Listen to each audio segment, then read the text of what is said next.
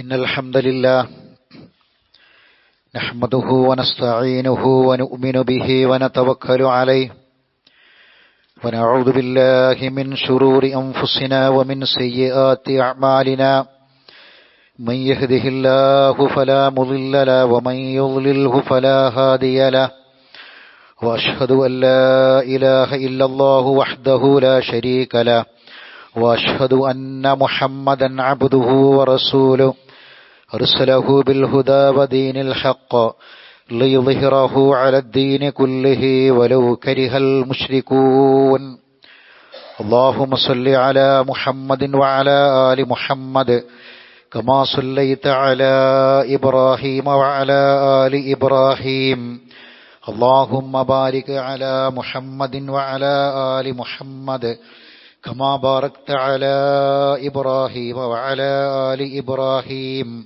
إنك حميد مجيد أما بعد فإن خير الحديث كتاب الله وخير الهدي هدي محمد صلى الله عليه وسلم وشر الأمور محدثاتها وكل محدثة بدعة وكل بدعة ضلالة يا أيها الذين آمنوا اتقوا الله وقولوا قولا سديدا يصلح لكم أعمالكم ويغفر لكم ذنوبكم ومن يطع الله ورسوله فقد فاز فوزا عظيما يا أيها الذين آمنوا اتقوا الله حق تقاته فلا تموتن إلا وأنتم مسلمون أعوذ بالله من الشيطان الرجيم بسم الله الرحمن الرحيم إنما كان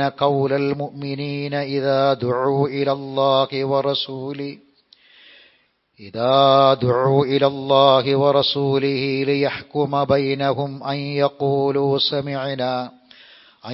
يقولوا سمعنا وأطعنا وأولئك هم المفلحون ومن يطع الله ورسوله ويخشى الله ويتقيه فأولئك هم الفائزون. ബഹുമാന്യരായ സത്യവിശ്വാസികളെ, വിശ്വാസിനികളെ, ജീവിതത്തിലുടനീളം അള്ളാഹുവിനെക്കുറിച്ചുള്ള ഓർമ്മ നിലനിർത്തുകയും അവന്റെ നിയമനിർദ്ദേശങ്ങളെയും വിധിവിലക്കുകളെയും പൂർണ്ണമായും പഠിച്ചു മനസ്സിലാക്കി പ്രാവർത്തികമാക്കാനുള്ള ശ്രദ്ധയുണ്ടാകണമെന്ന് ഓർമ്മപ്പെടുത്തുകയാണ്, വസിയ്യത്ത് ചെയ്യുകയാണ്. ഈമാനോടെ തഖ്വയോടെ ജീവിച്ചു മരിക്കാൻ അള്ളാഹു നമ്മെ എല്ലാവരെയും സഹായിക്കുമാറാവട്ടെ.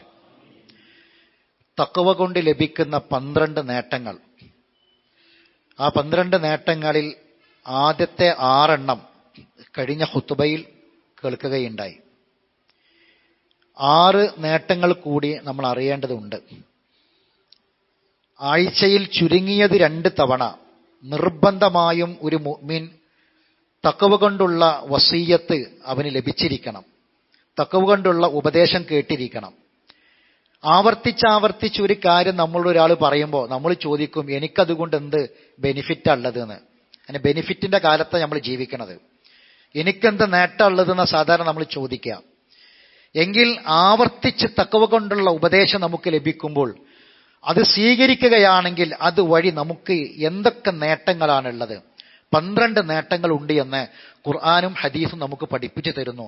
അതിൽ 6 നമ്മൾ കേട്ടു. 7ാമത്തെ നേട്ടം ജീവിതത്തിൽ വിജയിക്കാൻ പറ്റുമെന്നതാണ്. പലരും തോറ്റുപോകുന്നു ജീവിതത്തിൽ എന്താണ് തോറ്റുപോകുക എന്ന് പറഞ്ഞാൽ, പലപ്പോഴും നമ്മളൊക്കെ ജീവിതത്തിൽ ജയിച്ചവനാണവൻ, രക്ഷപ്പെട്ടവനാണവൻ എന്ന് പറയും ചില ആൾക്കാരെ പറ്റി. അവരൊക്കെ രക്ഷപ്പെട്ടവല എന്ന് പറയും. അതിന് നമ്മളൊക്കെ വെച്ച ചില മാനദണ്ഡങ്ങളുണ്ട്. ആ മാനദണ്ഡങ്ങളല്ല നമുക്ക് ജീവിതം തന്ന റബ്ബ് വെച്ചിട്ടുള്ളത്. ജീവിതം തന്ന, ആരോഗ്യം തന്ന, സമ്പത്ത് തന്ന, മക്കളെ തന്ന, ജോലി തന്ന, സൗകര്യങ്ങൾ തന്ന റബ്ബ് വെച്ചത് ജീവിതത്തിൽ ആര് രക്ഷപ്പെട്ടു എന്ന് ചോദിച്ചാൽ നമ്മളൊന്നും പറയുന്ന കാഴ്ചപ്പാടല്ല. മറിച്ച് അള്ളാഹും റസൂലും പറയുന്ന ഒരു ജീവിതം നമുക്കുണ്ടോ എങ്കിൽ നമ്മൾ രക്ഷപ്പെട്ടവരാ. അതാണ് നമ്മൾ തിരിച്ചറിയേണ്ടത്. സഹോദരങ്ങളെ, അപകടങ്ങൾ നമുക്ക് വല്ലാത്ത വേദനയുണ്ടാക്കും. ചെറിയ അശ്രദ്ധ, ചെറിയ അശ്രദ്ധ വലിയ അപകടങ്ങൾ ഉണ്ടാക്കുക. ആ അപകടങ്ങളിൽ പെട്ടവരുടെ ജീവിതം തീർന്നു എന്നതിലപ്പുറം പിന്നീട് ജീവിക്കുന്ന കുറെ ആളുകളുണ്ട്. പലപ്പോഴും ഈ മരിച്ച ആളുകളെ കുറിച്ച് ഓർക്കുന്നതിനേക്കാൾ ഈ ജീവിച്ചവരെ കുറിച്ച് ഓർക്കുന്നതിലായിരിക്കും നമുക്ക് ഏറ്റവും വലിയ പ്രയാസം ഉണ്ടാകുക. കഴിഞ്ഞ ദിവസം പരീക്ഷ കഴിഞ്ഞ് സ്കൂൾ വിട്ട് പോകുന്ന 8ാം ക്ലാസ്സിലെ 5 കുട്ടികൾ വീട്ടിലേക്ക് പരീക്ഷ കഴിഞ്ഞ് പോകുമ്പോൾ ഒരു അപകടത്തിൽപ്പെട്ട് 4 പേര് മരണപ്പെട്ടു. ഒരു വലിയ സിമന്റ് കയറ്റിയ ലോറി അവർക്ക് മേൽ മറിഞ്ഞ് ഒരാൾ രക്ഷപ്പെടുകയും 4 പേര് അതിദാരുണമായി കൊല്ലപ്പെടുകയും ചെയ്തു. മരണപ്പെട്ടു അവര്. അവിടെ മയ്യത്തുകൾ ഇന്ന് രാവിലെ തൊട്ടടുത്ത 100 മീറ്റർ അകലത്തിലുള്ള വീടുകളിൽ കൊണ്ടുവന്നപ്പോ അയൽപക്കത്തെ കുട്ടികളാണ് ആ വീട്ടിൽ കൊണ്ടുവന്നപ്പോ ആ നാടും നാട്ടുകാരും ആ കുടുംബങ്ങളും അവിടെ പൊഴിക്കുന്ന കണ്ണീര്, ആ ആർത്തനാദങ്ങൾ, പൊട്ടിക്കരച്ചിലുകൾ, തേങ്ങലുകൾ, അത് കണ്ടാണ് പലർക്കും സഹിക്കാൻ കഴിയാത്തത്. ഞാനിത് പറഞ്ഞത് ചെറിയ അശ്രദ്ധ വലിയ അപകടങ്ങളെ, വലിയ ദുരന്തങ്ങളെ കൊണ്ടുവരും എങ്കിൽ അള്ളാഹു പറഞ്ഞത് എല്ലാ അപകടങ്ങളെയും എല്ലാ ആപത്തുകളെയും അതിജയിക്കുന്ന അത്യാപത്ത് വന്നെത്തിയാൽ ത്വാമത്തുൽ കുബറ, അവിടെ നമുക്ക് ആശ്വസിപ്പിക്കാൻ ആളുകൾ ഉണ്ടാകില്ല, നമ്മളെ സഹായിക്കാൻ ആളുകൾ ഉണ്ടാകില്ല, നമ്മളെ ദുഃഖത്തിൽ പങ്കുചേരാൻ, അനുശോചനങ്ങൾ അറിയിക്കാൻ ഒരു നേതാവിനെയും കണ്ടെത്താൻ കഴിയില്ല. സഹോദരങ്ങളെ, ഇതാണ് അള്ളാഹു ഖുർആനിൽ ആവർത്തിച്ചു പറഞ്ഞത്. നമ്മൾ ഓരോരുത്തരും ഈ ദുനിയാവിൽ ജീവിച്ച് നമുക്ക് ഓരോരുത്തർക്കും അള്ളാഹു നിശ്ചയിച്ച നസീബുണ്ട്, ഓഹരിയുണ്ട്. ആ ഓഹരി കഴിഞ്ഞാൽ ഈ ലോകത്തോട് നമ്മൾ യാത്ര പറഞ്ഞു പോകേണ്ടവരാണ്. ആ സന്ദർഭത്തിൽ വിജയിച്ചവരുടെ കൂട്ടത്തിൽ പെടാൻ നമുക്ക് സാധിക്കണം. ഞാൻ ഓതി വെച്ച ആയത്ത് സൂറത്തു നൂറിലെ 24-ാം അധ്യായമായ സൂറത്തു നൂറിലെ 51, 52 ആയത്തുകളാണ്. അള്ളാഹ് പറയാണ്, ഇന്നമാ കാന ഖൗലൽ മുഅ്മിനീൻ, ഈമാനുള്ള മനുഷ്യന്റെ വാക്ക് ഇതായിരിക്കും. ആരാണ് ഈമാനുള്ളവൻ? ഇപ്പൊ നീ മുഅ്മിനാണെന്ന് ചോദിച്ചാൽ മുസ്ലിമാന്ന് പറഞ്ഞാൽ മതി. എന്താ കാരണം? മുഅ്മിനാന്ന് പറയണ്ട. എന്താ കാരണം? ഒരാൾ മുഅ്മിനാണെന്ന് തീരുമാനിക്കുന്നത് മരണസമയത്താ. മരിക്കുമ്പോ ഈമാൻ ഉണ്ടോ, ഈമാൻ കിട്ടി മരിച്ചോ, അവനാണ് മുഅ്മിൻ. മുസ്ലിമിന്റെ പേരുണ്ടായത് കൊണ്ട് മുഅ്മിനാകണമെന്നില്ല. രാവിലത്തെ മുഅ്മിൻ വൈകുന്നേരം കാഫിറാകും, നമ്മൾ കേട്ടിട്ടുണ്ട്. വൈകുന്നേരമാണ് മരണമെങ്കിൽ, കാഫിറായിട്ടാണ് മരണമെങ്കിൽ ഇസ്ലാമിന്റെ പേര് പ്രയോജനം ചെയ്യൂല. അപ്പോ മുഅ്മിനായിട്ട് മരിക്കാൻ കഴിയുന്നവൻ, മരിക്കുമ്പോൾ ആരാണോ ഈമാൻ കിട്ടി മരിക്കുന്നത് അവനാണ് മുഅ്മിൻ. അങ്ങനെ ജീവിക്കുന്നവനോട് ചോദിച്ചാൽ അവന്റെ വാക്ക് ഇത് മാത്രമായിരിക്കും, ഇന്നമാ കാന ഖൗലൽ മുഅ്മിനീന ഇദാ ദുഉ ഇലല്ലാഹി വറസൂലിഹി, അല്ലാഹുവിലേക്കും റസൂലിലേക്കും അവർ വിളിക്കപ്പെട്ടാൽ, ലിയഹ്കുമ ബൈനഹും, അവർക്കിടയിൽ ഒരു വിധി കൽപ്പിക്കാൻ വേണ്ടി, ഒരു കാര്യം നിശ്ചയിക്കാൻ വേണ്ടി, അത് വിശ്വാസമാകും, കർമ്മങ്ങളാകും, അനുഷ്ഠാനങ്ങളാകും, സ്വഭാവകാര്യങ്ങളാകും, അല്ലാഹും റസൂലും വിളിച്ചാൽ, നമ്മുടെ ജീവിതത്തിന്റെ കാര്യങ്ങളാ പറയുന്നത്. അല്ലാഹും റസൂലും ഒരു കാര്യം പറഞ്ഞാൽ അയ്യഖൂലു, അവർ പറയും സമീഅനാ വഅതഅനാ, കേട്ടു. കേട്ടത് ഒരു ചെവിയുടെ കേട്ട് മറ്റേ ചെവിയുടെ പോയിട്ടില്ല. അത്തഅനാ, ഞങ്ങൾ അനുസരിച്ചു. അതാണ് മുഅ്മിന്റെ പ്രത്യേകത. ഈമാൻ കിട്ടി മരിക്കണമെങ്കിൽ അടയാളം അതാണ്. അല്ലാഹുവും റസൂലും ഒരു കാര്യം പറഞ്ഞാൽ അത് ഞങ്ങൾ കേട്ടു എന്ന് മാത്രമല്ല, ഞങ്ങൾ അനുസരിച്ചിരിക്കുന്നു. വഉലൈക ഹുമുൽ മുഫ്ലിഹൂൻ, അവരാണ് ജീവിതത്തിൽ വിജയിച്ചവർ. കാരണം എന്താ? ഖദ് അഫ്ലഹൽ മുഅ്മിനൂൻ, മുഅ്മിനീങ്ങളാ വിജയിച്ചവൻ. ഈ മുഅ്മിൻ ആരാന്നല്ല പറയാ? അല്ലാഹുവും റസൂലും പറഞ്ഞാൽ പിന്നെ കേട്ടു, ആ കേട്ടതനുസരിച്ചു, അവർ വിജയിക്കും. വമൻ യുതിഇല്ലാഹ വറസൂലഹു, അല്ലാഹുവിനെയും റസൂലിനെയും കൃത്യമായി അനുസരിച്ചവൻ, വയഖ്ഷല്ലാഹ്, അല്ലാഹനെ പേടിച്ച് ജീവിച്ചവൻ, വയത്തഖീഹി, തഖ്വയോടെ ജീവിച്ചവൻ, ഫഉലൈക ഹുമുൽ ഫായിസൂൻ, അവർ തന്നെയാണ് വിജയം നേടിയവർ. 2 തവണയാണ് അല്ലാഹ് ആവർത്തിച്ചു പറഞ്ഞത്. അപ്പൊ തഖ്വ കൊണ്ടുള്ള 7ാമത്തെ നേട്ടം, ജീവിതത്തിൽ അല്ലാഹ് നമുക്ക് തന്ന ഈ ജീവിതത്തിൽ വിജയിക്കാൻ കഴിയുമെന്നതാണ്. തോറ്റ മനുഷ്യന്മാരെ കൂട്ടത്തിൽ നമ്മൾ ഉണ്ടാകൂല. ജീവിതത്തിൽ കുറെ സൗകര്യങ്ങളും നേട്ടങ്ങളും ഒക്കെ കിട്ടിയത്, ആഗ്രഹിച്ചതൊക്കെ ലഭിച്ചവർ, സ്വപ്നം കണ്ടതൊക്കെ നേടിയെടുത്തവർ, ഒരു പരീക്ഷണവും നേരിടേണ്ടി വന്നിട്ടില്ലാത്തവർ എന്നൊക്കെ നമ്മൾ പറയും. എന്താണോ അവൻ്റെയൊക്കെ ജീവിതം, എത്ര സൗകര്യപ്രദമാണ്, എത്ര സന്തോഷപ്രദമാണ്, എല്ലാം കിട്ടിയില്ലേ, ഐശ്വര്യത്തിലല്ലേ ജീവിതം. പക്ഷേ അള്ളാഹിന്റെ അടുക്കൽ വിജയിക്കണമെന്നില്ല സഹോദരങ്ങളെ. അള്ളാഹുവിന്റെ അടുക്കൽ വിജയിച്ചവരാകണമെങ്കിൽ, ഈ ജീവിതത്തിൽ തോറ്റുപോകാതിരിക്കണമെങ്കിൽ മുത്തഖീങ്ങളാകണമെന്നാണ് അള്ളാഹു നമ്മോട് കൽപ്പിക്കുന്നത്.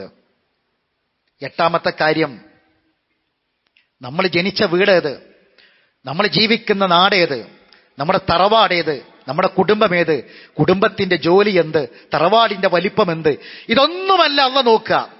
പിന്നെ ഇന്ന അക്രമക്കും ഇൻദല്ലാഹി അത്ഖാക്കും, അതാണ് 8ാമത്തെ നേട്ടം. ഇന്ന അക്രമക്കും ഇൻദല്ലാഹി അത്ഖാക്കും. മുത്തഖീങ്ങൾക്ക് അള്ളാഹിന്റെ ആദരവ് കിട്ടും എന്നാണ്. ഇതേതാണ് ആയത്ത്? യാ അയ്യുഹന്നാസ്, ഈ ജനങ്ങളെ, ഇന്ന ഖലഖനാകും മിൻ ദക്കരിൻ വ, എല്ലാവർക്കും കാണാതെ അറിയുന്ന ആയത്ത്. നിങ്ങളൊരാണിൽ നിന്നും പെണ്ണിലും സൃഷ്ടിച്ചു, എന്നിട്ട് നിങ്ങളെ ഗോത്രങ്ങളും വിഭാഗങ്ങളും തറവാട്ടുകാരും ആക്കിയത് ലിതഅറഫു, അറിയാൻ വേണ്ടി, പറഞ്ഞറിയാൻ വേണ്ടി. ഇന്ന നാട്ടിലെ കുട്ടിയാണ്, ഇന്ന വീട്ടിലെ കുട്ടിയാണ്, ഇന്ന തറവാട്ടിലെ കുട്ടിയെന്ന് പറയാൻ വേണ്ടി. എന്നാൽ ഇതൊന്നും അല്ല. നിങ്ങൾ ജനിച്ച നാടോ വളർന്ന വീടോ ചുറ്റുപാടുകളോ തറവാടോ ജോലിയോ ഒന്നുമല്ല. ഇന്ന അക്രമക്കും ഇൻദല്ലാഹ്, അള്ളാഹിന്റെ അടുക്കൽ നിങ്ങൾക്കുള്ള ആദരവ് അത്ഖാക്കും, നിങ്ങളെ തഖ്വയാണ്. തഖ്വയാണ് നിങ്ങളുടെ ആദരവ്. അതുകൊണ്ട് സഹോദരങ്ങളെ, ജീവിതത്തിൽ അള്ളാഹിന്റെ ആദരവ് കിട്ടും. തഖ്വ ഉണ്ടെങ്കിൽ ആദരവ് കിട്ടിയവരായി മരിച്ചു പോകാൻ പറ്റും, വിജയിക്കാൻ പറ്റും, ആദരവ് കിട്ടിയവരാകാൻ പറ്റും. സാഹിബ് യാസീൻ, സൂറത്ത് യാസീനിൽ ഒരു സാഹിബിന്റെ കഥ പറയുന്നുണ്ട്. സൂറത്ത് യാസീൻ വായിക്കുന്നവരാ നമ്മൾ, പഠിച്ചവരാണ് നമ്മൾ. സാഹിബ് യാസീൻ ആരാണ്? വജാഅ മിൻ അക്സൽ മദീനത്ത് റജുൽ, ഓടി വന്നൊരു റജുലുണ്ട്. ആ റജുലാണ് യാസീൻ, സാഹിബ് യാസീൻ. അദ്ദേഹത്തെ ആൾക്കാർ കൊന്നു. അള്ളാഹ് 2 നബിമാരെ പറഞ്ഞയച്ചു. ആ 2 നബിമാര് അവർ നിഷേധിച്ചപ്പോൾ ഒരാളെയും കൂടി പറഞ്ഞു, വഅസ്സസ്നാ ബിസാലിസിൻ, മൂന്നാമത്തെ ആളെ പറഞ്ഞയച്ചു. മൂന്നാമത്തെ ആളെയും അവര് നിഷേധിച്ചു. അങ്ങനെ 3 ആളെയും കൊല്ലാൻ പോവുക. ജനങ്ങൾ കൊന്ന കുറെ അമ്പിയാക്കന്മാരുണ്ട്. ആ കൂട്ടത്തിൽ പെട്ടവരാ സൂറത്ത് യാസീനിലെ 3 മുർസലിങ്ങൾ. അവരെ പേരല്ല പറഞ്ഞിട്ടില്ല, മുർസലിങ്ങളെ പറഞ്ഞിട്ടുള്ളൂ. കൊല്ലാൻ പോകുമ്പോൾ ഒരാൾ ഓടി വരികയാണ്, ആ പട്ടണത്തിന് അങ്ങേ അറ്റത്ത് ഓടി വരിക. എന്നിട്ട് പറഞ്ഞു, ഇത്തബിഉൽ മുർസലീൻ, നിങ്ങൾ ഈ മുർസലിങ്ങളെ കൊല്ലരുത്, നിങ്ങൾ അവർ പറഞ്ഞ് പിൻപറ്റി, നിങ്ങൾ അവർ പറയുന്ന കാര്യം പിൻപറ്റി, അവർ പറയുന്നത് ശരിയാണോ എന്ന് നിങ്ങൾ നോക്കി. പക്ഷേ അവർ ചെയ്തത് ഈ 3 ആളെ കൊന്നപ്പം ഇവർക്ക് സപ്പോർട്ട് പറഞ്ഞ ആ നാട്ടുകാരനെയും കൊന്നു. അതാണ് സാഹിബ് യാസീൻ. അദ്ദേഹം മരിക്കുന്ന സമയത്ത് പറയുന്നൊരു വാക്കുണ്ട്. അവർ ഇദ്ദേഹത്തെ കൊന്നിട്ട് ആ കൊന്ന സന്തോഷത്തിൽ ആനന്ദ നൃത്തം ചവിട്ടുമ്പോ ഈ മനുഷ്യന്റെ മരണം എങ്ങനെയെന്നറിയോ? ഒരാൾ മരിക്കുമ്പോൾ അയാൾ അവസ്ഥ എന്താണെന്ന് പടച്ചോനെ മാത്രമേ അറിയുള്ളൂ, ഒരാൾക്കും അറിയാൻ കഴിയില്ല. നമ്മൾ പറയും വാപ്പാനെ നോക്കണം, ഉമ്മാനെ നോക്കാം, മക്കളെ നോക്കണം, പേരക്കുട്ടികളെ നോക്കുകയാണ്, വാപ്പ കണ്ണിങ്ങനെ തദൂർ ആയിരവും, മരിക്കുന്ന ആളെ കണ്ണിങ്ങനെ മറിയുന്ന, കണ്ണിങ്ങനെ ഇടത്തോട്ടും വലത്തോട്ടും ഒക്കെ ആയിട്ട് മറിയും. അത് അള്ളാഹ് പറഞ്ഞതാ ഖുർആനിലെ. ആ സമയത്ത് കണ്ണിങ്ങനെ മറിയുമ്പോ അത് ഇങ്ങോട്ട് നിർത്തിക്കൊടുക്കും. പേരക്കുട്ടികളെ നോക്കുകയാണ്, മരുമകളെ നോക്കുക എന്നൊക്കെ പറഞ്ഞ ആരും നോക്കണ സമയമല്ല അത്. ആ സമയം മലക്കുൽ മൗത്തിനെ കണ്ട സമയ, മരിപ്പിക്കാൻ വേണ്ടി വന്ന മലായിക്കത്തുകളെ കണ്ട സമയാണ്. അള്ളാഹ് പറയാ, ആ സമയത്ത് ഉണ്ടാകുന്ന അവസ്ഥ മരിക്കുന്ന മനുഷ്യന് മാത്രമേ അറിയുള്ളൂ. അള്ളാഹ് പറഞ്ഞു തരണം. ഈ സാഹിബ് യാസീൻ മരിക്കുന്ന സമയത്ത് സാഹിബ് യാസീന്റെ അവസ്ഥ എന്താണ് അള്ളാഹ് പറഞ്ഞു തരാ, വേറൊരാൾക്കും പറയാൻ കഴിയില്ല. അള്ളാഹ് പറയാണ്, മരിക്കുന്ന സമയത്ത് അദ്ദേഹത്തിന്റെ അവസ്ഥ എന്താ അറിയോ? അദ്ദേഹം പറയാണ്, യാ ലൈത ഖൗമി യഅലമുൻ, എന്നെ കൊന്ന ഈ ജനത അറിഞ്ഞിരുന്നെങ്കിൽ, എന്തറിഞ്ഞിരുന്നെങ്കിൽ, ബിമാ ഗഫർ ലി റബ്ബി, എന്റെ റബ്ബ് എനിക്കെല്ലാം പൊറുത്തു തന്നു. ഏതോ ഒരു നാട്ടിൽ ഒരു പച്ചയായ സാധാരണക്കാരനായി ജീവിച്ചൊരു മനുഷ്യൻ, അദ്ദേഹം ഈ മുർസലീങ്ങൾക്ക് സപ്പോർട്ട് പറഞ്ഞൊരു വിഷയം ഉണ്ടായിട്ടുള്ളൂ. ആ മുർസലീങ്ങളിൽ വിശ്വസിക്കണമെന്ന് പറഞ്ഞിട്ടേ ഉള്ളൂ. അതിന്റെ പേരിലാ കൊന്നത്. ആ മനുഷ്യന്റെ പാപം മുഴുവനും അല്ലാഹ് പുറത്തു കൊടുത്തു. മാത്രല്ല, ബിമാ ഗഫറ ലി റബ്ബി വജഅലനി മിനൽ മുക്റമീൻ, വജഅലനി മിനൽ മുക്റമീൻ, അല്ലാഹു എനിക്ക് ആദരവ് നൽകി. അതാണ് സഹോദരങ്ങളെ കറാമത്ത്, അല്ലാതെ കച്ചവടം ചെയ്യേണ്ട സംഗതിയല്ല. കറാമത്തിന്റെ പേരിൽ നമ്മുടെ നാട്ടിൽ ബിസിനസ്സാണ് നടക്കുന്നത്. അള്ളാഹിന്റെ വലിയന്റെ കഥയാണ് യാസീനിൽ പറയുന്നത്. അള്ളാഹിന്റെ ഔലിയാക്കൽപ്പെട്ട ഒരു വലിയന്റെ കഥ യാസീനിൽ പറഞ്ഞത്. അള്ളാഹ് ആദരവ് കൊടുത്തു, കറാമത്ത് കൊടുത്തു. വജഅലനി മിനൽ മുക്റമീൻ, അള്ളാഹു എനിക്ക് ആദരവ് നൽകിയിരിക്കണ്. എന്നെ അള്ളാഹ് ആദരിച്ച് ബഹുമാനിച്ച് എന്റെ പാപങ്ങളൊക്കെ പൊറുത്തിട്ടാണ് എന്നെ കൊണ്ടുപോകുന്നത് എന്ന് ഈ ജനത അറിഞ്ഞിരുന്നെങ്കിൽ എന്നാണ്. സഹോദരങ്ങളെ, തഖ്വ കൊണ്ട് ലഭിക്കേണ്ട അടുത്ത നേട്ടം അതാണ്. ഈ ജീവിതത്തിൽ നന്നായി ജീവിച്ച് വിജയിക്കാൻ കഴിയുക, അള്ളാഹുവിന്റെ ആദരവിലായിട്ട് മരണപ്പെട്ടു പോകാൻ കഴിയുക എന്നതാണ്. അള്ളാഹു കബൂൽ ചെയ്യണം. അതാണ് 9ാമത്തത്. നമുക്കൊക്കെ ഉള്ള ജീവിതം, നമ്മളൊക്കെ കുറെ ജീവിച്ചു, കുറെ അമലുകൾ ചെയ്തു, കുറെ അമലുകൾ ചെയ്തിട്ടുണ്ട്, കുറെ ത്യാഗങ്ങളൊക്കെ നമ്മളൊക്കെ സഹിച്ചിട്ടുണ്ട് വിശ്വാസത്തിന്റെ പേരിൽ, കുറെ അമലുകളൊക്കെ ചെയ്തിട്ടുണ്ട്. ഇപ്പൊ നമുക്കുള്ള ബേജാറെന്താ? പടച്ചോൻ ഇതൊക്കെ കബൂൽ ചെയ്തിട്ടുണ്ടാവും എന്നുള്ള ബേജാറാ. എങ്കിൽ സഹോദരങ്ങളെ, തഖ്വ കൊണ്ട് ലഭിക്കുന്ന നേട്ടങ്ങളിൽ അടുത്ത നേട്ടം, അള്ളാഹു അവന്റെ അമലുകൾ കബൂൽ ചെയ്യും എന്നാണ്. ഇവിടെയും ആദം നബി അലൈഹി സ്വലാത്തു വസ്സലാമിന്റെ കഥ പറയാണ്, ആദം നബിന്റെ മക്കളെ കഥ പറയാണ്. ആ കഥ പറയുന്നിടത്ത് സൂറത്ത് മാഇദയിൽ അല്ലാഹ് പറയാ, വത്ലു അലൈഹി നബഅ ഇബ്നൈ ആദമ ബിൽ ഹഖ്, ആദം നബിയുടെ 2 മക്കളെ കുറിച്ച് പല കഥകളും നാട്ടിലുണ്ട്. എങ്കിൽ ഹക്കായ കഥ പറഞ്ഞു കൊടുക്കുക, വത്ലു അലൈഹിം ഓതിക്കൊടുക്കുക. ആദമിന്റെ ഈ ബിനൈ ആദമിന്റെ 2 മക്കളെ കഥ, അത് സത്യസന്ധമായ കഥ പറഞ്ഞു കൊടുക്കണം. ആ കഥയിൽ അള്ളാഹ് പറയാണ് 2 പേരും ഖുർബാൻ നടത്തിയതാണ്, ബലി നടത്തി. അതിൽ ഒരാൾ ഇത് സ്വീകരിച്ചു. ആരതാ സ്വീകരിച്ചത്? ഇന്നമാ യതഖബ്ബലുല്ലാഹു മിനൽ മുത്തഖീൻ, മുത്തഖീങ്ങളുടേത് മാത്രമാണ് അള്ളാഹു കബൂൽ ചെയ്യുക. ഇന്നമാ യതഖബ്ബലുല്ലാഹു മിനൽ മുത്തഖീൻ. ഖുർആനിൽ ഇന്ന എന്നും ഇന്നമാ എന്നും പറയും, രണ്ടും തമ്മിൽ വ്യത്യാസത്തിന്റെ അർത്ഥത്തിൽ. ഖുർആൻ നമ്മളിങ്ങനെ ഓതുന്ന ആൾക്കാരാ. ഇന്ന എന്ന് പറഞ്ഞാലും തീർച്ചയായും നിശ്ചയമായി എന്നാ, ഇന്നമാ എന്ന് പറഞ്ഞാലും നിശ്ചയമായും തീർച്ചയായും തന്നെ അർത്ഥം. പക്ഷെ 2 വ്യത്യാസമുണ്ട്. ഇന്നമാ എന്ന് പറഞ്ഞാൽ തീർച്ചയായും മാത്രം എന്താണ്, അത് ഹസ്റിന്റെ അദാത്താണ്, തഖ്സീസിന്റെ അദാത്താണ്. മാത്രം എന്താണ്? ഇന്നമാ യതഖബ്ബലുല്ലാഹ്, അല്ലാഹ് കബൂൽ ചെയ്യുന്നത് ഇവരുടേത് മാത്രമാണ്. ആരുടേത്? ഇന്നമാ യതഖബ്ബലുല്ലാഹു മിനൽ മുത്തഖീൻ, മുത്തഖീങ്ങളുടേത് മാത്രമാണ്. അപ്പൊ തഖ്വ കൊണ്ടുള്ള അടുത്ത നേട്ടം അള്ളാഹു നമ്മുടെ അമലുകളൊക്കെ കബൂൽ ചെയ്യും എന്നതാണ്. ജീവിതത്തിൽ ഇനി എത്ര ബാക്കിയുണ്ട് നമുക്കറിയില്ല. ആ ജീവിതം അത്രയും അള്ളാഹുവിനെ തഖ്വയോടുകൂടി ജീവിക്കുകയാണെങ്കിൽ അള്ളാഹു സുബ്ഹാനഹു വ തആല നമ്മുടെ അമലുകളെല്ലാം കബൂൽ ചെയ്യുമെന്ന കാര്യത്തിൽ തർക്കമില്ല. അതുകൊണ്ട് സഹോദരങ്ങളെ, നമ്മൾ എപ്പോഴും ചിന്തിക്കരുത് തഖ്വ കൊണ്ടുള്ള വസിയത്ത് ഇതൊക്കെ നമുക്ക് ലഭിക്കുമ്പോൾ ഏത് സമയത്തും നമ്മുടെ മനസ്സിൽ വരേണ്ട ചിന്ത, സഹോദരങ്ങളെ, നമ്മുടെ ആഖിബത്ത്, നമ്മുടെ അവസാനം എപ്പോൾ എവിടെ വെച്ച് എങ്ങനെ ഒരു വിളി കാത്തിരിക്കുകയാണ്. നമ്മളൊക്കെയും ഒരു വിളി കാത്തിരിക്കുകയാണ്. ആ വിളിക്ക് ഉത്തരം നൽകി പോകേണ്ടവരാണ്. പക്ഷേ നമ്മൾ ചിന്തിക്കേണ്ട സംഗതി, റബ്ബ് നമുക്ക് എന്തൊക്കെ തന്നു എന്നത് നമ്മൾ ഓരോരുത്തരും സാക്ഷികളാണ്. എനിക്ക് തന്നതല്ല നിങ്ങൾക്ക് തന്നത്, നിങ്ങൾക്ക് തന്നതല്ല തൊട്ടടുത്ത് അപ്പുറത്തിരിക്കുന്ന ആൾക്ക് കൊടുത്തത്. ഓരോരുത്തർക്കും കൊടുത്തത് വ്യത്യസ്ത. പക്ഷെ കണക്ക് പറയാതെ ഒരു കാല് മുന്നോട്ട് വെക്കാൻ പറ്റൂല. അള്ളാഹ് ആയത്തിറക്കി യാ അയ്യുഹൽ ആമനു തഖുല്ലാ, മുഅ്മിനീങ്ങളെ തഖ്വ വേണം. എന്നിട്ടൊരു കാര്യം പറഞ്ഞു, ഫൽ തൻദുർ നഫ്സും മാ ഖദ്ദമത് ലിഗദിൻ ഫത്തഖുല്ലാ, നാളേക്ക് വേണ്ടി എന്താണ് ഉണ്ടാക്കിയതെന്ന് ആലോചിക്കുക. വീണ്ടും ഫത്തഖുല്ലാ എന്ന് 2 വട്ടം പറഞ്ഞു. ഒരു വാക്കിന്റെ ആദ്യത്തിൽ അവസാനത്തിലും ഫത്തഖുല്ലാ എന്ന് പറഞ്ഞു, തഖ്വ ഉണ്ടാകണം എന്ന് പറഞ്ഞു. അതിന്റെ അടിയിൽ പറഞ്ഞ കാര്യം എന്താ? നാളേക്ക് വേണ്ടി എന്ത് സമ്പാദിച്ചു എന്ന് ഓർക്കണമെന്ന. സഹോദരങ്ങളെ, മഹാനായ സിദ്ദീഖുൽ അക്ബർ റളിയല്ലാഹു തആല അൻഹു ഈ ആയത്തിറങ്ങിയപ്പോൾ പൊട്ടിക്കരഞ്ഞു. ആരാണ് സിദ്ദീഖുൽ അക്ബർ? നമ്മൾ ചിന്തിക്കണം. റസൂലുള്ളാഹി പറഞ്ഞത് സകല ഈമാനുള്ള മനുഷ്യന്മാരെ ഈമാനും സകല മുഅ്മിനീങ്ങളെ ഈമാനും സകല സഹാബാക്കളെ ഈമാനും തുലാസിന്റെ ഒരു തട്ടിലും സിദ്ദീഖുൽ അക്ബറിന്റെ ഈമാൻ ഒരു തട്ടിലും വെച്ചാൽ സിദ്ദീഖുൽ അക്ബറിന്റെ ഈമാൻ തട്ട് താന്നു നിൽക്കുന്ന റസൂൽ പറഞ്ഞത്. ആ സിദ്ദീഖുൽ അക്ബർ കരഞ്ഞത്. എന്നിട്ട് പറഞ്ഞു, എന്താ പറഞ്ഞതെന്നറിയോ? 2 വട്ടാണ് അല്ലാഹ് തഖ്വ ഉണ്ടാകണമെന്ന് ഈ ആയത്തിൽ പറഞ്ഞത്. അദ്ദേഹം കരഞ്ഞിട്ട് പറഞ്ഞു, വല്ലാഹി ഇന്നി ലവദിത്തു അൻ അകൂന ഷജറ, അല്ലാഹനെ തന്നെയാണ് സത്യം, അല്ലാഹനെ തന്നെയാണ് സത്യം, ഞാൻ ആഗ്രഹിച്ചു പോയി ഞാൻ ഈ ഭൂമിയിലെ ഒരു മരമായിരുന്നെങ്കിൽ എന്ന്. ഒരു വിത്ത് വീണ് മുളച്ച് വലുതായി ആളുകൾ വെട്ടിമാറ്റുന്ന, പക്ഷികൾ ഭക്ഷണം കഴിക്കുന്ന, കായികനികൾ കൊത്തിത്തുന്നൊരു മരമായിരുന്നെങ്കിൽ എന്ന് ആഗ്രഹിച്ചു പോയിരുന്ന സിദ്ദീഖുൽ അക്ബർ പറയാ. കാരണം എന്താ? മരണത്തിന് ഹിസാബില്ല. ഞാനൊരു മരമായിരുന്നെങ്കിൽ എന്ന് ആഗ്രഹിച്ചു. ആ മരത്തിന് ഹിസാബില്ല. അതുകൊണ്ടാണ് അദ്ദേഹം അത് ആഗ്രഹിച്ചത്. സഹോദരങ്ങളെ, നമ്മൾ ചിന്തിക്കണം. മഹാനായ സഅദ് റളിയല്ലാഹു തആല അൻഹു മരിക്കാൻ കിടക്കുക, ഒരു ഈത്തപ്പന ഓലയിൽ കിടക്കുക. അവസാന സമയാണ്, മരണത്തിന്റെ സമയ. നമ്മളൊക്കെ പ്രതീക്ഷിക്കേണ്ട ഒരു സമയ. സഹോദരങ്ങളെ, നമുക്ക് ചുറ്റും ആരൊക്കെ ഉണ്ടാകും? ഏത് വെന്റിലേറ്ററിൽ, ഏത് ആശുപത്രിയിൽ, ഏത് ICUവിൽ, ഏത് റോട്ടിൽ, എങ്ങനെ നമുക്കറിയില്ല. കടലിലാണോ, കരയിലാണോ, ആകാശത്താണോ, എവിടെയാണ് നമ്മുടെ അവസാനത്തെ മടക്കമെന്ന് നമുക്കാർക്കും അറിയില്ല. പക്ഷേ നമ്മൾ ചിന്തിക്കണം. നമുക്ക് ആഗ്രഹമുണ്ട്, നമ്മൾ മരിക്കുമ്പോൾ ചുറ്റും എല്ലാവരും വേണം, ഭാര്യ വേണം, മക്കൾ വേണം, കുടുംബം വേണം, എല്ലാവരും നമുക്ക് ചുറ്റും വേണം എന്ന് നമ്മളൊക്കെ ആഗ്രഹിക്കുന്നുണ്ട്. ആരൊക്കെ ഉണ്ടാകും? ആരുടെ കൈകൊണ്ടാണ് അവസാനത്തിൽ തുള്ളി വെള്ളം കിട്ടുക? നമ്മളെ ചുണ്ട് നനയാ, നാവ് നനയാ, നമുക്കാർക്കും അറിയില്ല. പക്ഷെ ഒരു കാര്യം നമ്മൾ ഉറപ്പിക്കണം, ആ സന്ദർഭത്തെക്കുറിച്ച് എപ്പോഴും ചിന്തിക്കണം. പടച്ചോനെ, എന്തായിരിക്കും എൻ്റെ അവസ്ഥ എന്ന്. സഅദ് തആല മരിക്കാൻ വേണ്ടി കിടക്കുക, ഒരു ഈത്തപ്പന ഓലയിലാണ് കിടക്കുന്നത്. അദ്ദേഹം ഇങ്ങനെ ആകെ ബേജാറായിക്കൊണ്ടിരിക്കുകയാണ്. അദ്ദേഹം അങ്ങോട്ടും ഇങ്ങോട്ടും നോക്കുന്നുണ്ട്, ശ്വാസം കിട്ടുന്നില്ല. ആ സമയത്തും അദ്ദേഹം പറഞ്ഞ വാക്കുണ്ട്. അദ്ദേഹം പറയാണ്, ഞാൻ അള്ളാഹു തന്ന അനുഗ്രഹത്തിന് നന്ദി കാണിച്ചിട്ടുണ്ടോ? അള്ളാഹു തന്ന അനുഗ്രഹത്തിന് നന്ദി കാണിച്ചിട്ടുണ്ടോ? എനിക്ക് പടച്ചോൻ തന്നതിനൊക്കെ ഞാൻ കണക്ക് നോക്കി ഞാൻ ചെയ്തിട്ടുണ്ടോ? അദ്ദേഹത്തിന്റെ ബേജാറ്. സ്വഹാബിയോട് ചോദിച്ചു, സഅദേ, നിനക്കെന്താണ് ഇത്രമാത്രം വലിയ അനുഗ്രഹം കിട്ടിയത്? നീ ഇങ്ങനെ ബേജാറാക്കാൻ മാത്രം എന്താ അനുഗ്രഹമുള്ളത്? ഒരു നല്ല വസ്ത്രം ഉടുക്കണം ഞങ്ങൾ കണ്ടിട്ടില്ല സഅദേ. നീ ഒരു നല്ല വസ്ത്രം ഉടുക്കണം ഞങ്ങൾ കണ്ടിട്ടില്ല. നീ നല്ലൊരു ഭക്ഷണം കഴിക്കണത് ഞങ്ങൾ കണ്ടിട്ടില്ല സഅദേ. പിന്നെ ഇങ്ങനെ ബേജാറാക്കാൻ മാത്രം എത്ര വലിയ അനുഗ്രഹം നിനക്ക് എന്താ കിട്ടിയത് എന്ന് പറഞ്ഞപ്പോ അദ്ദേഹം ഇങ്ങനെ ചൂണ്ടിക്കാണിച്ചു കൊടുക്കുന്നുണ്ട്. മരിക്കണ സമയത്ത് ചൂണ്ടിക്കാണിക്കുന്നുണ്ട്.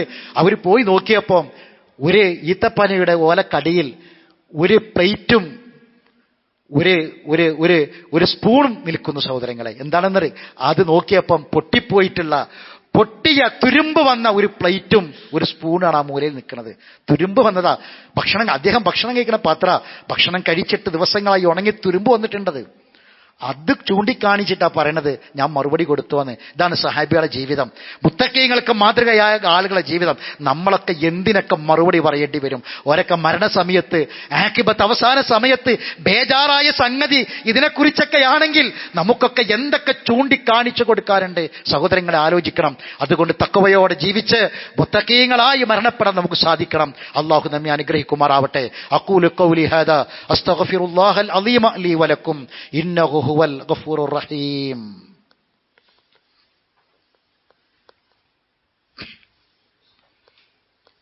അൽഹംദുലില്ലാഹി റബ്ബിൽ ആലമീൻ വസ്സലാത്തു വസ്സലാമു അലാ അഷ്റഫിൽ അംബിയാഇ വൽ മുർസലീൻ നബിയിനാ മുഹമ്മദിൻ വഅലാ ആലിഹി വഅസ്ഹാബിഹി അജ്മഈൻ. അമ്മാ ബഅദ്. അയ്യുഹന്നാസ് ഇത്തഖുല്ലാഹ ഇബാദല്ലാഹ്. അല്ലാഹുവിന്റെ വിധിവിലക്കുകളെ സൂക്ഷിക്കണമെന്ന് ഒരിക്കൽ കൂടി ഓർമ്മപ്പെടുത്തുകയാണ്. തഖ്വ കൊണ്ടുള്ള നേട്ടങ്ങളിൽ ബാക്കി ഇൻഷാ അല്ലാഹ് അടുത്ത ഖുത്ബയിൽ സൂചിപ്പിക്കാം. ഇപ്പോൾ മറ്റൊരു വിഷയം പറയാനുണ്ട്. വളരെ പ്രധാനപ്പെട്ട ഒരു കാര്യമാണ്. നമ്മുടെ ഈ പള്ളിയുടെ പുനർനിർമ്മാണ പ്രവർത്തനങ്ങൾ ആരംഭിച്ചു കഴിഞ്ഞു. നമുക്കറിയാം, നമ്മളെ പള്ളിയിൽ അള്ളാഹുവിൻ്റെ അപാരമായ അനുഗ്രഹം കൊണ്ട് പള്ളിയിൽ നിറയെ ആളുകളുണ്ട്. നമുക്ക് മുറ്റത്തും നമ്മുടെ മുറ്റത്ത് വിരിച്ച നമ്മളെ ഷീറ്റിനടിയിൽ അവിടെ പായ വിരിച്ചാണ് നമ്മളെ ആളുകൾ നിൽക്കാറുള്ളത്. മഴക്കാലത്തും വേനൽക്കാലത്തും ഒരുപോലെ ചൂടിൻ്റെയും മഴയുടെയും പ്രശ്നങ്ങളുണ്ട്, ബുദ്ധിമുട്ടുകളുണ്ട്. അപ്പം അതുകൊണ്ട് നമുക്ക് പള്ളി ഒന്ന് വലുതാക്കുക എന്നത് വളരെ അത്യാവശ്യമായ കാര്യമാണ്. അതുകൊണ്ട് നമ്മുടെ തൊട്ടടുത്ത ഭൂമി നമുക്ക് വിലക്ക് കിട്ടി, നമ്മളത് വാങ്ങി അതിനുവേണ്ടി സഹായിച്ചവരുണ്ട്. അള്ളാഹു അവർക്കൊക്കെ തക്കതായ പ്രതിഫലം പ്രദാനം ചെയ്യട്ടെ. ഇൻഷാ അല്ലാഹ് ഇനി അവിടെ ഒരു ഭവനം ഉണ്ടാക്കണം. നമ്മൾ തന്നെ ഉണ്ടാക്കണം.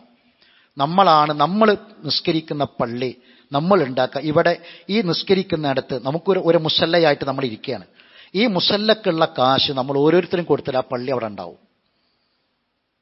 ഓരോരുത്തരും കൊടുത്താൽ ആ പള്ളിക്ക് നമ്മൾ വേറെ എവിടെയും പോകണ്ട, ആരുടെ കയ്യിലും പോകണ്ട, നീട്ടേണ്ട കാര്യമില്ല, എവിടെയും പോകേണ്ട കാര്യമില്ല. പക്ഷെ എല്ലാവർക്കും സാധ്യമല്ല. അതുകൊണ്ട് തന്നെ നമുക്ക് പുറത്തേക്ക് പോകേണ്ടി വരും, പലരെയും കാണേണ്ടി വരും. ആവശ്യം അനുസരിച്ച് നമുക്ക് ആർക്കൊക്കെ എന്തൊക്കെ ചെയ്യാൻ പറ്റും അത് മുഴുവനും നമ്മുടെ പള്ളി, നമ്മൾ നിസ്കരിക്കുന്ന പള്ളി, നമ്മൾ സുജൂദ് ചെയ്യുന്ന, നമ്മൾ ജുമാക്കും ജമാഅത്തിന് വരുന്ന നമ്മുടെ പള്ളി എന്ന ഒരു പരിഗണന ഇതിന് കൊടുത്ത് അതിന് വേണ്ട കാര്യങ്ങൾ ചെയ്യണം. അതുകൊണ്ട് ഇൻഷാ അല്ലാഹ് ഇന്ന് മഗ്‌രിബിന് ശേഷം അതുമായി ബന്ധപ്പെട്ട കാര്യങ്ങൾ കൂടി ആലോചിക്കുന്നതിന് വേണ്ടി ഏറ്റവും പ്രധാനപ്പെട്ട ഒരു മീറ്റിംഗ് നടക്കുകയാണ്. അതിൽ നമ്മളെല്ലാവരും പങ്കെടുക്കണം. ഞാനിത് പറയാൻ കാരണം, ഞാനിപ്പോൾ എന്തിനാലും ഞാൻ ജുമാക്കല്ലേ പോകാറുള്ളൂ, ജമാഅത്തിനല്ലേ പോകാറുള്ളൂ, ഞാൻ കമ്മിറ്റിപ്പെട്ട ആളൊന്നും അല്ലല്ലോ എന്ന് വിചാരിച്ച് ആരും മാറി നിൽക്കരുത്. ആരൊക്കെ ഈ പള്ളിയിൽ ഖുത്ബ കേൾക്കാനും നമസ്കാരത്തിനും തറാവീഹിനും ഒക്കെ വരുന്നുണ്ടെങ്കിൽ അവരൊക്കെയും ആ മീറ്റിങ്ങിൽ പങ്കെടുക്കണം. അതെന്തിനാന്ന് ചോദിച്ചാൽ, നമ്മൾ ഒരു നന്മയുടെ ആദ്യത്തെ ആളുകളായി മാറിയാൽ നമുക്ക് എന്തെല്ലാം ഗുണങ്ങളുണ്ടെന്നറിയങ്ങൾ, എത്ര വലിയ നേട്ടങ്ങളുണ്ടെന്നറിയോ. ഇപ്പം നിങ്ങൾ നോക്കി, നമ്മളെ പരിസരങ്ങൾ, ഇവിടെ നമ്മൾ പള്ളി തുടങ്ങിയപ്പോൾ ആളുകളാണ് അപ്പോൾ ഉള്ളത്. ഈ പള്ളിയിൽ നിന്ന് തൊട്ടടുത്ത് എത്ര പള്ളികൾ ഉണ്ടാക്കിയ ആളുകൾ പോയി. എന്നിട്ട് നമ്മളെ പള്ളിയിൽ നിറയെ ആളുകളുണ്ട്. ആളുകൾ ഇങ്ങനെ കടന്നു വന്നുകൊണ്ടിരിക്കുക. നമ്മളിതിൽ തുടക്കക്കാരായാൽ നമുക്ക് തൊട്ടടുത്ത പ്രദേശത്തൊക്കെ ഇപ്പോൾ ബഹുമാനനായ ഉപ്പാച്ചൻ ചെറിയ സാഹിബിനെ ഇന്ന് ഞാൻ അവിടെ പള്ളിയിൽ കാണാണ്. അദ്ദേഹം ഇവിടെ വന്നു, അല്ലാഹു ദീർഘായുസ്സും ആഫിയത്തും പ്രദാനം ചെയ്യട്ടെ. അദ്ദേഹം ഒന്നും സഹിച്ച ത്യാഗം, നമ്മളൊന്നും സഹിച്ച ത്യാഗങ്ങളൊന്നുമല്ല.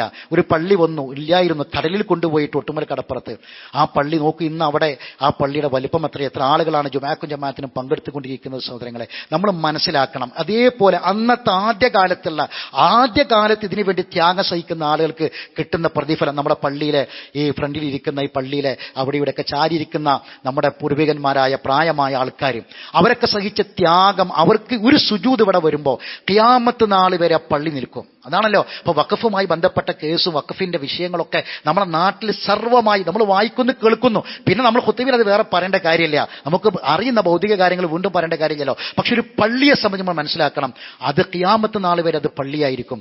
അവിടെ വീഴുന്ന ഓരോ സുജൂദിന്റെയും പ്രതിഫലം നമ്മളെ മഹ്ശറിലേക്ക് നമുക്ക് ഇങ്ങനെ കിട്ടിക്കൊണ്ടേയിരിക്കും. അപ്പൊ അതുകൊണ്ട് ഇവിടെ ഇതിന്റെ ഒരു ആദ്യകാല ആൾക്കാരായി മാറുക. ഇതിന്റെ കൂടി ആലോചന ഒരു ഷൂറ മീറ്റിംഗ് ആണെന്ന് നടക്കുന്നത്. അതിൽ നമ്മൾ പങ്കെടുക്കുന്നു, നമ്മുടെ സാന്നിധ്യം, അവിടെ ഒരു പ്രാർത്ഥന ഉണ്ടാകും, ഒരു ആമീൻ പറയാ. നമ്മളെക്കൊണ്ട് എന്താണോ അവർ പറയുന്നത്, നിങ്ങളെ സഹായം ആവശ്യമാണ്, അതുകൊണ്ട് എന്ത് ചെയ്യാൻ പറ്റും അത് നമ്മളോട് പറയുമ്പോൾ ചിലപ്പോൾ ഒന്നും കൂടെ പോയി കൊടുക്കലായിരിക്കും. ചിലപ്പോൾ കാശ് നമ്മളെ കേസിൽ നിറക്കാൻ മാത്രം ഉണ്ടാവില്ല. ഒരുപാട് കടബാധ്യതകളായി ജീവിക്കുന്നവരായിരിക്കും നമ്മളെ. ഒരുപാട് നമുക്ക് തന്നെ ബുദ്ധിമുട്ടുകളും പ്രയാസങ്ങളും ഉണ്ടാകും. എന്നാലും ഇതിനു വേണ്ടി ഒന്ന് പോകാൻ നമ്മുടെ നമ്മുടെ ശരീരം മതിയാവും. ചിലപ്പം ഒന്ന് കൂടെ പോയി കൊടുത്താൽ മതിയാകും. അതിന് നമുക്ക് സഹായിക്കാൻ പറ്റുകയാണെങ്കിൽ, അല്ലെങ്കിൽ ഒരാളെ പറ്റി അറിയിച്ചു കൊടുക്കാൻ, ഇതാ അല്ലെങ്കിൽ വിദേശത്തിൻ്റെ മക്കളുണ്ട്, ഞാനൊന്ന് വിദേശത്ത് പോകാം, എന്നിട്ട് എൻ്റെ മക്കൾ അവിടെ ഒന്ന് കണ്ടിട്ട് അവരെയൊക്കെ ഒന്ന് കണ്ട് അവരോട് നിന്നൊക്കെ വാങ്ങാം. ഇങ്ങനെ നമ്മളൊന്ന് ഷൂറ കൂടിയാൽ ഒരുപാട് മാർഗങ്ങൾ നമ്മളെ മുന്നിൽ തെളിഞ്ഞു വരും സഹോദരങ്ങളെ. അതുകൊണ്ട് അള്ളാഹുവിന് ഏറ്റവും ഇഷ്ടപ്പെട്ട സ്ഥലം അള്ളാഹിന്റെ ഭവനമാണ്. നാളെ സ്വർഗത്തിലൊരു വീടാണ് സഹോദരങ്ങൾ അള്ളാഹുവിന്റെ റസൂല് നമുക്ക് പറഞ്ഞു തന്നിട്ടുള്ളത്. അതുകൊണ്ട് നമ്മുടെ ഈമാനും നമ്മുടെ തഖ്വയും എല്ലാം അള്ളാഹിന്റെ ഭവനം നോക്കൂ നിങ്ങൾ. നമുക്ക് ഒരു വെള്ളിയാഴ്ച മിമ്പറയിൽ വെച്ചാണ് ഒരു തഖ്വ കൊണ്ടുള്ള വസിയത്ത് നമുക്ക് കിട്ടുന്നത്, അല്ലെ? അതിനാ പള്ളി വേണം, മിമ്പറകൾ വേണം, സൗകര്യങ്ങൾ വേണം സഹോദരങ്ങളെ. അതുകൊണ്ട് നമുക്ക് ഏറ്റവും പ്രധാനപ്പെട്ടത്, നമ്മൾ മരിച്ച് മയ്യത്ത് കുളിപ്പിച്ച് കഫൻ ചെയ്ത് മയ്യത്ത് നിസ്കരിക്കാൻ വേണ്ടി കൊണ്ടുപോകുന്ന ഒരു സ്ഥലം മാത്രമായിട്ട് പള്ളി മാറരുത്.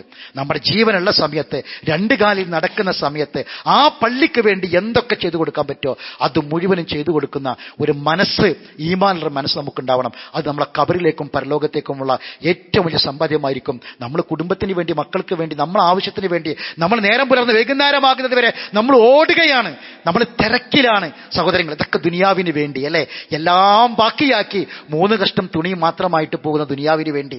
എങ്കിൽ നമ്മളെ ഖബറിലേക്കും പരലോകത്തേക്കുള്ള, മരണത്തിന് ശേഷമുള്ള ലോകത്തേക്കുള്ള സമ്പാദ്യമാണ് ഇതൊക്കെ. അവിടേക്കുള്ള സമ്പാദ്യത്തിന്റെ മാർഗത്തിൽ കുറച്ച് സമയമെങ്കിലും നമുക്കൊന്ന് ഇരിക്കാൻ സബർ ഉണ്ടാവണ്ടേ, ക്ഷമ ഉണ്ടാവണ്ടേ, അതിനു വേണ്ടിയിട്ടുള്ള ഒരു താല്പര്യം ഉണ്ടാകണ്ടേ. അതൊക്കെ ഈമാനിന്റെ തഖ്വയുടെ ഭാഗമാണ്. ഇതൊന്നും കേട്ട് അപ്പുറത്തുകൂടി തള്ളിവിടാതെ ഹൃദയത്തിലേക്ക് ഒന്ന് വെച്ചത് എനിക്ക് വേണ്ടിയാണ്, എൻ്റെ ഖബർ, എൻ്റെ പരലോകം അവിടേക്ക് വേണ്ടിയാണ്, നന്മയുടെ മാർഗമാണ് എന്ന ചിന്തയോടുകൂടി ഇതിനു വേണ്ടി എല്ലാവരും പരിശ്രമിക്കണമെന്ന് ഓർമ്മപ്പെടുത്തുകയാണ്. അല്ലാഹു സുബ്ഹാനഹു വ തആല എല്ലാ നന്മകൾക്കും സാക്ഷികളായി ജീവിച്ചു മരിക്കാൻ നമുക്കെല്ലാവർക്കും അല്ലാഹു തൗഫീഖ് പ്രദാനം ചെയ്യുമാറാവട്ടെ. അറിവില്ലായ്മ കൊണ്ട് വന്നുപോയ തെറ്റുകുറ്റങ്ങൾ അള്ളാഹു നമ്മളിൽ നിന്നും വിട്ടുപുറത്ത് മാഫാക്കി തരുമാറാവട്ടെ. അള്ളാഹു സുബ്ഹാനഹു വ തആല രോഗങ്ങളിൽ നിന്ന്, രോഗങ്ങളുടെ കെടുതികളിൽ നിന്ന്, പരീക്ഷണങ്ങളിൽ നിന്ന് നമ്മളെയും നമ്മുടെ മാതാപിതാക്കളെയും നമ്മുടെ മക്കളെയും നമ്മുടെ കുടുംബത്തെയും നമ്മുടെ നാടിനെയും അള്ളാഹു കാത്തുരക്ഷിക്കുമാറാവട്ടെ. അള്ളാഹു സുബ്ഹാനഹു വ തആല വസിയത്ത് പറഞ്ഞ ആളുകൾക്കൊക്കെയും അവർ മുറാദുകൾ ഹാസിലാക്കി കൊടുക്കുമാറാവട്ടെ. എൻ്റെ കൂടെ 5 കൊല്ലം മദീനത്തുൽ ഉലൂമിൽ പഠിച്ച അഹമ്മദ് കുട്ടി മദനി, അദ്ദേഹം ഈ മിംസ് ആശുപത്രിയിൽ വളരെ പ്രയാസകരമായ അവസ്ഥയിൽ ചികിത്സയിലാണുള്ളത്. ദുആ ചെയ്യണമെന്ന് ആവശ്യപ്പെട്ടിട്ട് അല്ലാഹു സുബ്ഹാനഹു വ തആല അദ്ദേഹത്തിന് രോഗശമനം പ്രദാനം ചെയ്യുമാറാവട്ടെ. അല്ലാഹു സുബ്ഹാനഹു വ തആല അദ്ദേഹത്തിന്റെ എല്ലാ പ്രയാസങ്ങളും ബുദ്ധിമുട്ടുകളും അല്ലാഹു നീക്കി കൊടുക്കുമാറാവട്ടെ. അല്ലാഹു സുബ്ഹാനഹു വ തആല എല്ലാ പ്രയാസകരമായ അസുഖങ്ങളിൽ നിന്ന് നമുക്കെല്ലാവർക്കും കാവലിനെ പ്രദാനം ചെയ്യുമാറാവട്ടെ. അല്ലാഹു മഗ്ഫിർ ലിൽ മുഅ്മിനീന വൽ മുഅ്മിനാത്ത് വൽ മുസ്ലിമീന വൽ മുസ്ലിമാത്ത് വഅഹ്യാഹും മിൻഹും വൽ അംവാത്ത് ഇന്നക മുജീബു ദഅവാതി യാ ഖാദിൽ ഹജാത്ത്. اللهم أجرنا من النار، اللهم اعتق رقابنا من النار، اللهم اشف مرضانا ومرضى المسلمين، اللهم ارحم موتانا وموتى المسلمين، اللهم إنا نعوذ بك من جهد البلاء ودرك الشقاء وسوء القضاء وشماتة الأعداء، اللهم إنا نعوذ بك من زوال نعمتك وتحول عافيتك وفجاءة نقمتك وجميع سخطك يا رب العالمين. اللهم أعز الإسلام والمسلمين وأذل الشرك والمشركين ودمر أعداءك وأعداء الدين. ربنا آتنا في الدنيا حسنة وفي الآخرة حسنة وقنا عذاب النار. ربنا تقبل منا دعاءنا إنك أنت السميع العليم وتب علينا إنك أنت التواب الرحيم. وآخر دعوانا أن الحمد لله رب العالمين.